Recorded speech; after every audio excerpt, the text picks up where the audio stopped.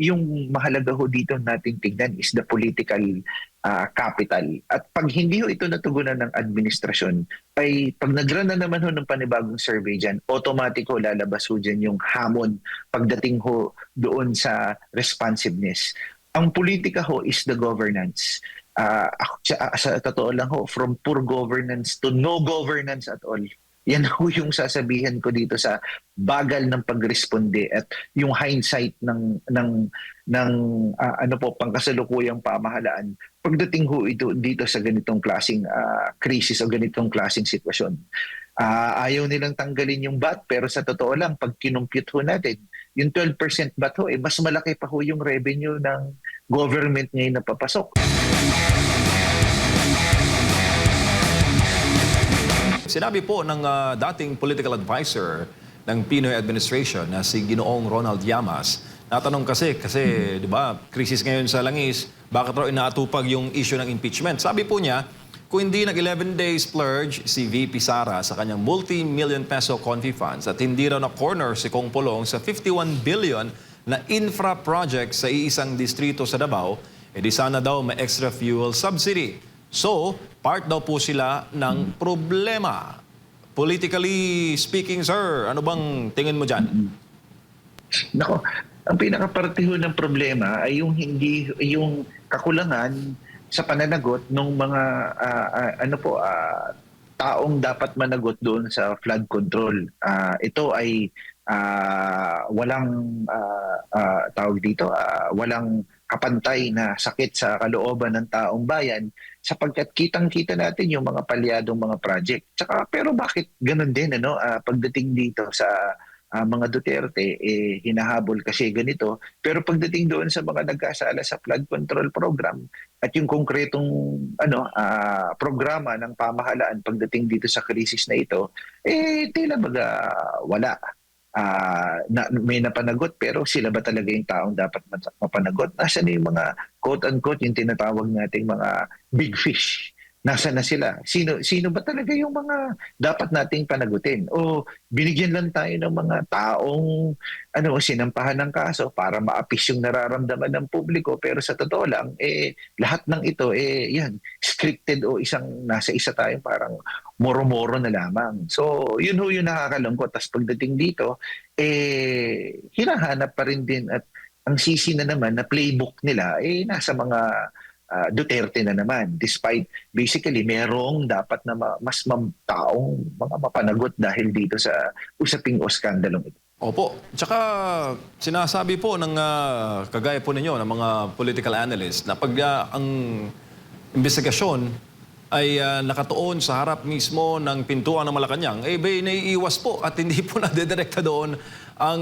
investigasyon ng Senado at ng House of Representatives kung meron man po. Hindi naman po bulag, Prof, ang taong bayan ngayon sa mga issue na kinaharap ng kasalukuyang Marcos Jr. government. Tama po. At yun din ho, talagang nakakatakot man isipin. Pero yung pangamba, paano natin mawawala yung pangamba ng taong bayan? Magsusunod-sunod na ho ito. Sana ho na-anticipate ng mas maaga. 2 o 3 linggo pa lamang po nung nagsimulang girahin o bombahin ng Amerika at ng Israel ang Iran, na-anticipate na natin sana na mayroong ganitong klaseng pangyayari.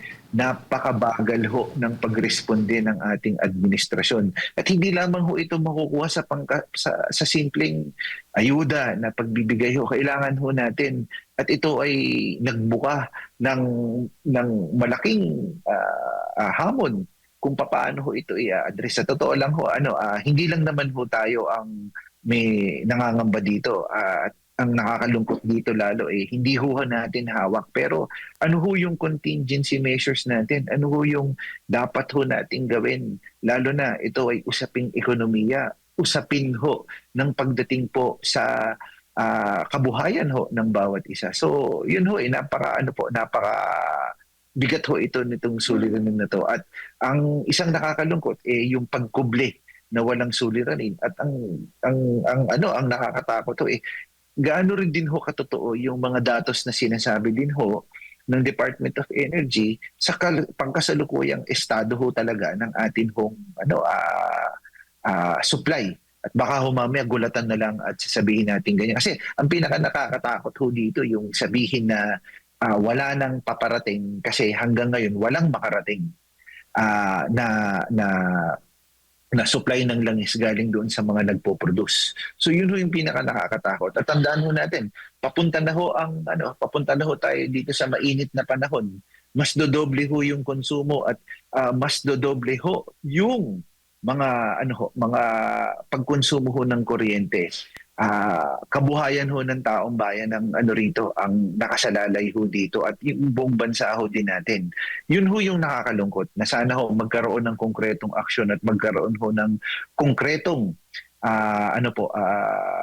pagkakataon na kung saan mabigyan ng immediate o agarang solusyon itong kinaharap po natin. Opo, matatandaan natin. Same day today, Prof. March 25, 2020, nilagdaan po ni dating Pangulong Digong ang Bayanihan to Heal as One Act. Ito po'y batas na nagbibigay po sa kanya ng special powers para hawakan ang mga hamon sa COVID-19. Bago niyan, March 16, nagdeklara po ng Luzon-wide lockdown, March 9, 2020, state of emergency, at nagkaroon po ng mga paunang deklarasyon ng lockdown noong pong taong yon nang magkaroon ng initial cases ng COVID-19 sa Pilipinas. To cut it short, malaki po ang naging tulong ng kampanya kontra COVID-19 sa panalo naman ng Unity Team Tandem noong 2022 elections. Ito bang issue ngayon sa krisis, Prof, will it make or break the administration kung meron po silang papangalanan na standard bearer sa 2028? Ako, definitely ho, kung mapapansin ho natin, balikan ko lang ho yung sinabi ninyo, hardly criticize si Pangulong Duterte noon sa pagla-lockdown niya. Pero yung isang bagay ho na tingin ko na-appreciate ho ng taong bayan was his decisiveness and at the same time, yung immediate action na, tinignan niya, ano yung mga pwedeng pagkuhanan ng budget para ma-address natin itong COVID-19 pandemic na ito noong mga panahon na yon. And he was hardly criticized because of the lockdown, because and so on and so forth. And yung pinaka-importanting na appreciate natin is his decisiveness, na kung saan ito yung paghahambing dito, pagdating dito sa administrasyong ito.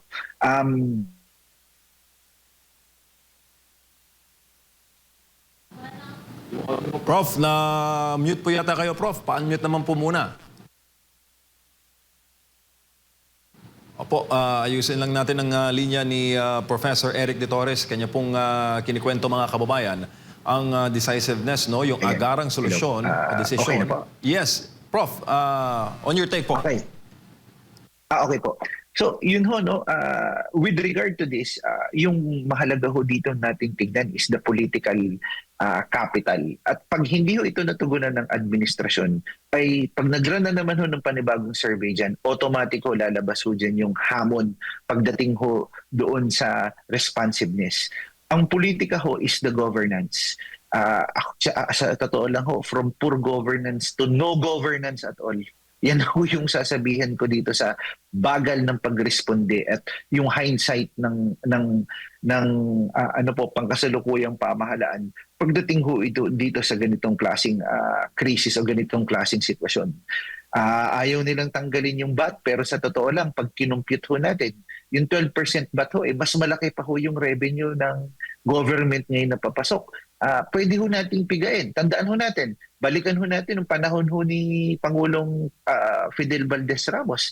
Nag-order ho siya at nagkaroon ho ng krisis ng Asian financial crisis no na magtipid ng 10% reduction of cost ng budget para makatipid ng iba't ibang ahensya na nakatulong ho. 'Di ba? Marami na rin din fuel stub during the time of his father, former President Ferdinand Marcos Jr. na may fuel stub sa kada isang pamilya, regardless kung gaano kalaki yung sasakyan mo at para mas magamit ng public transportation vehicle po. So yun ho yung importanteng konsiderasyon na dapat ho nating tignan po patungkol ho dito. Prof, bakit hindi po nawawala talaga yung comparison ng dati at kasalukuyang administrasyon? Kasi sabi ng iilan, dapat mag-move on na, huwag idamay ang mga Duterte. Pero ang mga nagsasalita for the administration, bumabalik po sa pilidong Duterte lagi. Kaya hindi mo maiwasan na may comparison sa kasalukuyan at dating administrasyon. Yun ho, talagang yung paghahambing at saka syempre nakita naman natin yung naging magandang relasyon na nawala ho. Yun talagang wala ng balikan, kaya pagkukumpara din ho ng ng mga naranasan natin, at hindi tingin ko iba yung nararanasan ngayon dun sa naging karanasan natin sa COVID-19 pandemic, na kung saan hindi na rin din tayo natuto sa pagresponde doon sa krisis. At itong krisis na ito, matter of time, marami ho tayo na po pwedeng pangkaharapin sa mga susunod na panahon.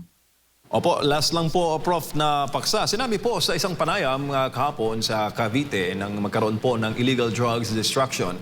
Duterte na naman, binanggit ni SILG Secretary John Vic Rimulya na hindi naman raw nakatulong, Prof, yung naging kampanya ng dating administrasyon sa illegal drugs. Pero nang magsagawa tayo ng Man on the Streets, iba naman po ang sinasabi ng mga taong bayan na nakaramdam nga sa epekto ng giyera kontra illegal na droga. Anong masasabi mo dyan, sir?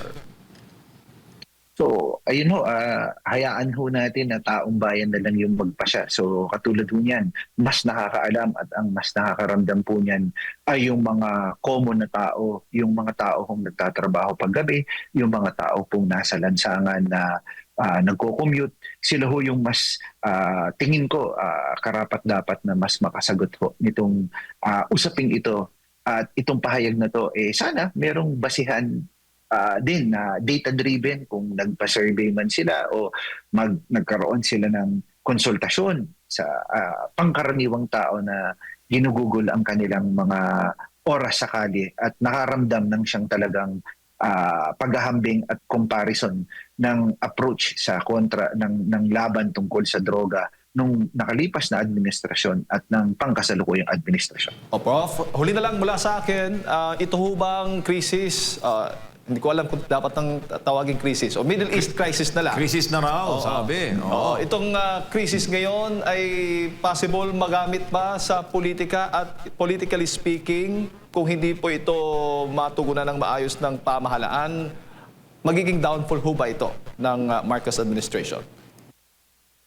Well, of course, ayun nga ho, papunta na ho tayo dun sa midterm na ho, at saka at the same time, dito ho talaga susukatin ang ating Pangulo pagdating ho sa paano pagresponde. Isa ho ito sa tingin kong huli, sa aking pagtingin, huling straw ng paano titignan ng kanyang administrasyon, sapagkat malaki ang implication nito na kahit na sino ang tingin ko na i-endorso ng ating Pangulo, maglinyahan man sila, pero yung failure of the government response to this crisis would most likely affect his political capital and anything that he will be endorsing by 2028 po. At nakikita na rin natin yan, Prof, di ba? Nagsimula doon sa flood control projects, anomaly, at nakita natin kung ano yung response ng taong bayan, lalo na din itong Middle East crisis. At marami pang mga kalamidad data yung nagpa-fact check talaga kung gaano ba kahanda ang administrasyon, ang ating pamahalaan sa mga ganitong mga sitwasyon o sirkumstansya. Tama po, tama po. Your last message, Prof, para sa ating mga kababayan. Well, yun po, mensahe po natin is patuloy ho tayo manalangin at patuloy ho nating idalangin yung sitwasyon ho natin, at pagdasal na lang din po natin ang atin hong mga leader na sana ho makapag-come up o makagawa sila ng maayos na programa, polisiya para maibsan naman ho yung kabuhayan ng ating pong taong bayan at konkretong plano para po ma-address itong hamon na itong krisis na kinaharap po natin.